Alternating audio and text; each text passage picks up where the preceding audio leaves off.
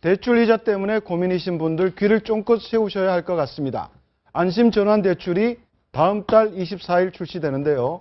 2% 고정 장기 금리로 갈아탈 수 있다는데 어떤 상품인지 설명을 좀 해주시죠. 예. 안심전환 대출이 왜 나왔냐면요. 이제 가계부채가 1,100조 시대 아닙니까? 네. 정부 입장에서는 어떻게 하든 단돈 매달 10만 원이라도 좀 이 부채를 갚게끔 어떻게 유도할 수 있을까라고 해서 지금 이제 이자만 내시는 분들이라든가 변동금리 상품을 이용하시는 분들한테 원리금 고정금리로 바꿔라. 네. 힘들지만 원금을 조금이라도 갚아라. 갚아라. 그러면 금리 혜택을 주겠다 해서 지금 내세운 금리가 장기 고정금리인데 연 2.8%입니다.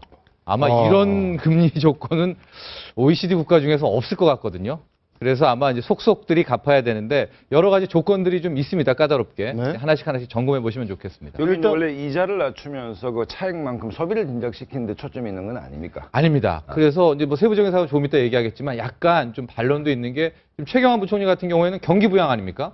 그러니까 빨리 써라 하는데 또 한켠에서는 가계부채 때문에 원리금을 갚는다는 건 소비를 줄인다는 거거든요. 네, 그러니까 네, 네. 그런- 또 한 정부가 네, 그런 이런 점이 역설적으로 두 가지 다른 정책을 내놓는다. 이런 실제 부분을 다시 갚아야 할 해보겠죠. 돈은 더 많아질 수가 있겠네요. 그럼요. 원리금, 네. 원금과 이자를 한꺼번에 내는 거기 한꺼번에 때문에. 내가 월 상환 부담은 늘어날 수 정확한 있겠어요. 지적입니다. 그러니까 가장 중요한 게 갈아탈 때 기준이 이거 바꾸면요 바로 다음 달부터 원리금 내야 됩니다. 네. 그러니까 여유가 좀 있으신 분이 가야 돼요. 원금은 이제 갚기 시작해야 되니까. 네. 여기 보면 화면에 나오고 있는데요. 금리가 얼마나 굉장히 많이 떨어지고 있죠. 네. 이자 부담이 얼마나 줄어드는 겁니까? 이자 부담은 한 1억 4천만 원 정도 내던 사람이었다면 6천만 원으로 한 8천만 원을 감소할 수 있다. 네네. 하지만 말씀하셨다시피 월 상환 부담액은 원금을 갚아야 되기 때문에 늘어날 수 예, 있다라는 자신의 거죠. 상황을 분명히 인식을 해야 됩니다. 근데 시청자들이 분명히 저기서 아셔야 될 게 8천만 원이 20년간 8천만 원입니다. 그러니까 예.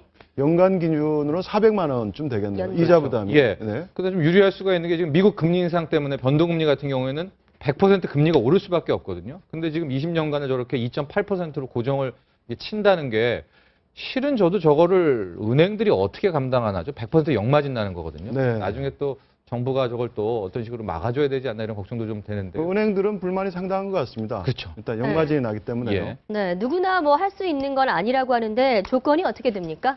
조건에서 저도 좀 안 되더라고요. 그래서 몇 가지 조건이 있는데요. 그렇습니까? 가장 큰 게 일단은 주택담보대출 대상이기 때문에 집이 있어야 되고 집에서 기존에 담보대출을 받은 사람이 이제 네. 저기에 상품이 가능한데 네. 일단 총체 주택가액이 9억 원을 넘으면 안 되고요. 9억 원 이하. 예, 대출 총액도 5억 원을 못 넘습니다. 하고 대출 받은 후 1년이 경과돼야 되고 이제 그다음 조건들이 있는데 6개월간 연체한 분들은 저걸로 못 갈아탑니다. 네. 네. 신규 대출은 일단 안 되는 거네요. 그렇습니다. 예. 기존에 한 사람만 가능이 되고요. 또 은행이 담보 1순위로 들어와야 됩니다. 그러니까 네. 1순위에 자기 주택에 다른 분이 있다면은 저 상품으로 갈아탈 수가 없다는 점도. 그러니까 신규 대출의 경우는 대출을 받고 1년을 기다려야 된다는 얘기입니다. 네. 그렇죠. 그러니까 기존 대출자만 가능하다는. 그리고 연체 기록은 그 해당 대출에만 없으면 되고요. 예, 6개월간. 네, 맞습니다. 예. 네. 그러면 그 계속 금리가 유지될까요? 2.7%, 2.8% 고정 금리라고 예. 했는데 예. 앞으로 이제 연준의 금리 인상도 예고돼 있고 예. 이 금리로 쭉 갈 수 있다는 얘기인가요? 그렇죠. 그러니까 이게 되게 좀 역설적이면서 힘들기도 한 상품인데 그만큼 정부가 큰 혜택을 줬다 이렇게 보시면 되고요. 중요한 게 중도 상환 수수료 문제가 있습니다. 그러니까 나의 그 상품을 나중에 바꿀 경우에 어떻게 하냐. 그것도 정부가 책임을 진다. 그러니까 중도 네, 상환 네. 수수료도 면제를 해준다. 이제 이런 얘기, 이제 제한까지 해줬기 때문에 어쨌든 그 금리 방식이 두 가지인데 만기까지 고정되는 고정형이 있고 옵션으로 또 5년마다 조정되는 두 가지 방식을 같이 넣었는데 저는 이제 본래 이 고정형을 택해라.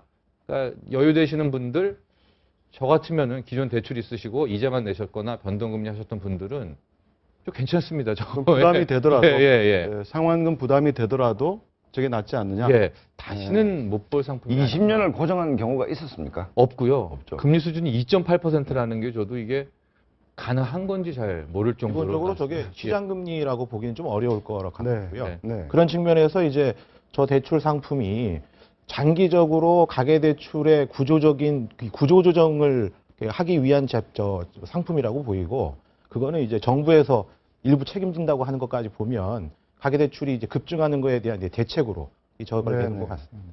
기존에 그 박근혜 정부 들어서 했던 보금자리론 있지 않았습니까? 네. 그 보금자리론 신청했던 사람들은 갈아탈 수 있나요? 보금자리론도 이제 원리금을 같이 갚는 방식이기 거기 때문에 아마 그런 분들은 갈아탈 수가 없죠. 없다. 단지 한번 조건이 이자만 내시는 분이나 변동금리로 내고 있었던 분들이에요. 그러니까 그 부채가 있으니까 이런 사람들을 단돈 10만 원이라고 매달 갚아서 가계부채를 줄이자라는 게 저 상품의 취지입니다. 네, 아무 은행이나 가면 안 되고요. 거래했던 은행, 대출을 받았던 은행을 가셔야 됩니다. 그건 알아두시면 좋을 것 같습니다. 네. 그리고 다음 선착순 주제. 네. 20조 원. 네, 20조 원까지 한도라는 거. 한도입니다. 네. 선착순. 예, 관심이 좀 굉장히 많은 것 같습니다. 제 주변에서도.